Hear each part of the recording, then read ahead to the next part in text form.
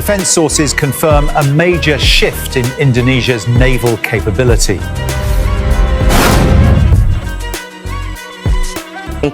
According to official sources in Jakarta,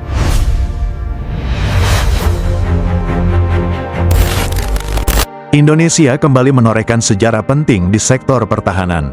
Untuk pertama kalinya, kapal perang kelas fregat buatan dalam negeri resmi diluncurkan dari galangan nasional.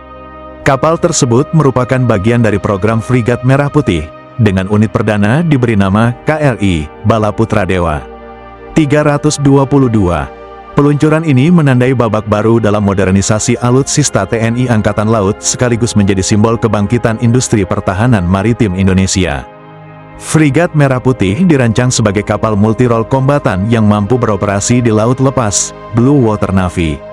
Mengadopsi desain Arrowhead 140, platform ini dikenal memiliki stabilitas tinggi, ruang pertumbuhan sistem senjata, serta fleksibilitas untuk berbagai misi tempur modern.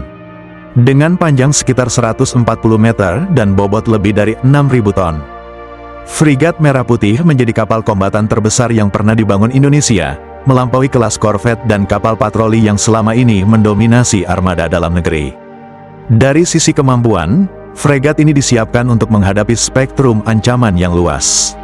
Sistem persenjataan yang direncanakan meliputi rudal pertahanan udara berbasis Vertical Launch System (VLS), rudal anti kapal, meriam utama, serta sistem senjata jarak dekat untuk pertahanan titik.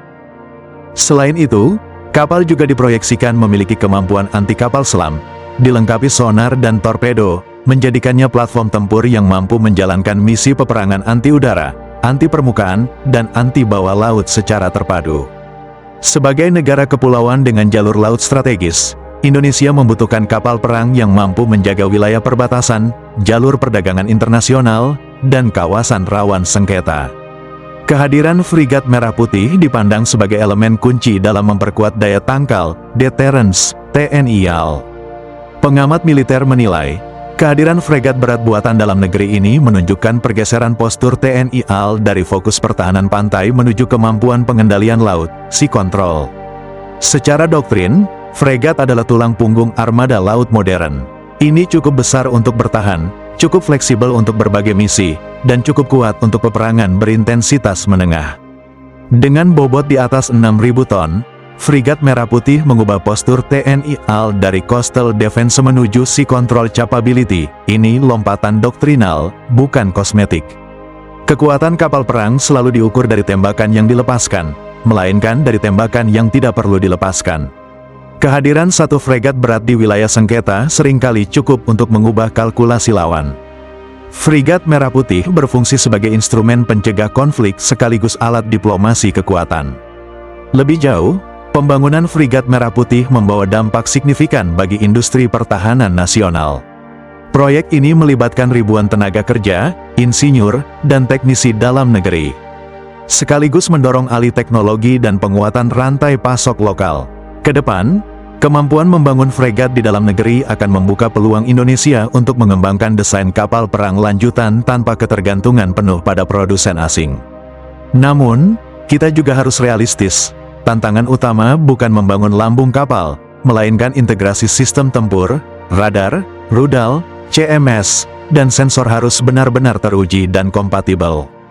Tanpa itu, kapal besar hanya akan menjadi platform mahal dengan efektivitas terbatas. Disinilah konsistensi anggaran dan disiplin manajemen pertahanan diuji. Fregat Merah Putih bukan solusi instan bagi semua ancaman. Namun, ini adalah fondasi bagi TNI AL untuk bertransformasi menjadi angkatan laut berkelas menengah atas. Jika program ini konsisten, Indonesia tidak hanya menjaga lautnya, Indonesia akan menentukan keseimbangan kawasan. Dan itulah arti strategis sebenarnya dari Fregat Merah Putih. Fregat Merah Putih bukan sekadar proyek galangan, bukan pula sekadar cermin kebanggaan. Ini adalah cerminan pilihan strategis Indonesia, menjaga lautnya dengan kemampuan sendiri, di tengah dinamika kawasan yang kian kompleks. Keberhasilan membangun kapal ini akan diuji bukan saat diluncurkan, melainkan saat ia berlayar, beroperasi, dan menjalankan tugas menjaga kedaulatan. Namun satu hal sudah jelas, Indonesia telah melangkah dari sekadar pengguna menjadi pembangun kekuatan laut modern. Dan dari Surabaya, pesan itu dikirim ke kawasan. Indonesia siap menjaga lautnya dengan kapal, industri, dan strategi buatan bangsa sendiri. Terima kasih sudah menonton. Klik like, share, dan subscribe untuk mendukung channel ini. Sampai jumpa di konten berikutnya. I don't ever slow up, no I don't take sh- I got no